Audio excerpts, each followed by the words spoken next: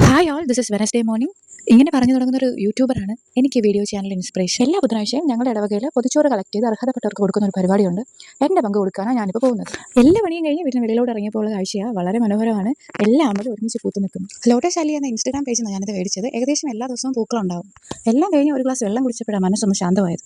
നാളത്തേക്ക് കുറച്ച് ഹാമ്പർ വർക്കിൻ്റെ സാധനം മേടിക്കാനുള്ളതുകൊണ്ട് നേരെ പോയത് കഴുകുടത്തേക്കാണ്.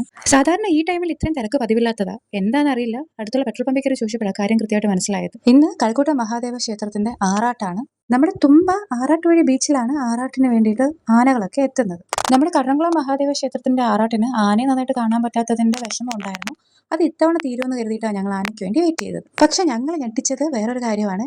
ഞങ്ങൾ ഒരാനയെ പ്രതീക്ഷിച്ചതെങ്കിൽ വരിയായിട്ട് 3 ആനകളാണ് എത്തിയത്. 3 ആനകളെ ഒരുമിച്ച് ഇത്ര അടുത്ത് കാണുന്നത് ആദ്യമായിട്ടാണ്. അതിന്റെ സന്തോഷത്തിലാണോ എന്ന് അറിയത്തില്ല. എത്ര നേരം ഇങ്ങനെ വായി നോക്കി നിന്നു എനിക്ക് തന്നെ ഒരു പിടിയില്ലായിരുന്നു. ഈ ഒരു ടൈമിൽ ഏറ്റവും കൂടുതൽ ഞാൻ കടപ്പെട്ടിരിക്കുന്നത് എനിക്ക് ആ ഹാമ്പർ വർക്ക് തന്ന ഫാമിലിയോടാണ്. കാരണം അവരങ്ങനെ ഒരു വർക്ക് തന്നില്ലായിരുന്നെങ്കിൽ ഞാനിന്ന് ഇങ്ങനെ ഒരു കാഴ്ച കാണില്ലായിരുന്നു.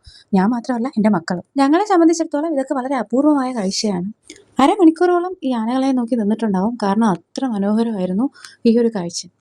ഇതെല്ലാം കഴിഞ്ഞ് മുന്നോട്ടുള്ള യാത്രയായിരുന്നു വളരെ ദുഷ്കരം. കാരണം നല്ല ട്രാഫിക് ഉണ്ടായിരുന്നു. 10 മിനിറ്റ് കൊണ്ട് എത്തേണ്ട സ്ഥാനത്ത് ഞങ്ങൾ എത്തിയത് അരമണിക്കൂർ എടുത്തിട്ട്.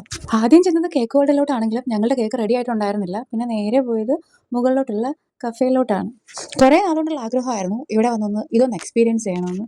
6 മണിക്ക് ശേഷമാണ് ഞങ്ങൾ എത്തിയത്. അതുകൊണ്ട് തന്നെ ഫ്രഷ് ജ്യൂസും പേസ്ട്രീസും അല്ലാണ്ട് വേറൊന്നും ഉണ്ടായിരുന്നില്ല.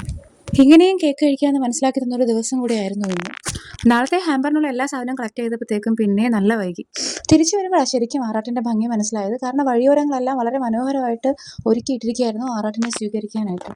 ഈ വരുന്നവരിൽ 1-2 പേരെ ഞാൻ യൂട്യൂബിലും ഇൻസ്റ്റഗ്രാമിലും ഒക്കെ കണ്ടിട്ടുണ്ട്.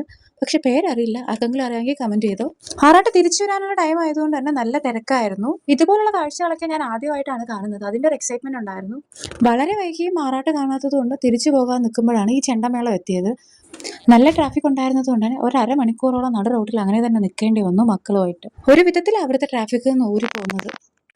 ഇതിനെല്ലാത്തിനിടയിൽ എനിക്ക് ഏറ്റവും കൂടുതൽ സന്തോഷമുള്ള ദിവസം കൂടിയായിരുന്നു എന്ന് ഞാൻ പള്ളിയിൽ നിന്ന് തിരിച്ചു വരുന്ന വഴി എൻ്റെ ഒരു റിലേറ്റീവ് കൂടെ ഒരു ചേച്ചി ഉണ്ടായിരുന്നു. ആ ചേച്ചി പറഞ്ഞു വീഡിയോസ് ഒക്കെ കാണുന്നുണ്ട്, വോയിസ് ഒക്കെ നന്നായിട്ടുണ്ട്, വീഡിയോ ഒക്കെ നന്നായിട്ടുണ്ട്, കണ്ടിരിക്കാൻ നല്ല ഇൻട്രസ്റ്റ് ഉണ്ട്. ഇതിലും വലിയ അംഗീകാരം എനിക്ക് കിട്ടാനില്ല. വീട്ടിൽ വന്ന് പെട്ടെന്ന് ഞങ്ങൾ ഫ്രഷായി ജപമാലയൊക്കെ ചൊല്ലി. ജപമാലയ്ക്ക് ശേഷമുള്ള സ്തുതി പറച്ചില ഏറ്റവും ഫണ്ണി ആയിട്ടുള്ള മൊമെൻറ്റ്. കാരണം അവൻ അച്ഛനെ മാത്രമേ സ്തുതി കൊടുക്കൂ. ഞങ്ങൾക്കൊക്കെ സ്തുതി തരണമെങ്കിൽ അവന് പ്രത്യേകമായിട്ട് അവന് പരിഗണിച്ചാലേ പറ്റൂ.